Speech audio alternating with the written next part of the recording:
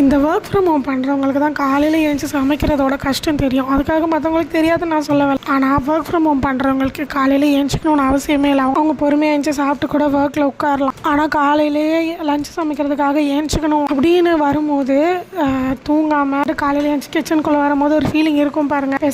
சமைக்காமல் தூங்கிடலாமா, சரி சமைச்சு தான் ஆகணும், ஏன்னா நமக்கு சோறு வேணும் அப்படின்னு சொல்லி கஷ்டப்பட்டு எதுலையாவது போட்டு இதெல்லாம் அதில் போட்டுன்னு தூக்க கழகத்திலேயே ஒரு சமையலை செய்வேன். அதுவும் இன்றைக்கி வந்து ஒரு வெண்டைக்காய் காரக்குழம்பு வைக்கலான்னு சொல்லி ஐடியாவில் இருந்தேன். மேக்ஸிமம் நான் முன்னாடி நாளே யோசித்து வச்சுருவேன்.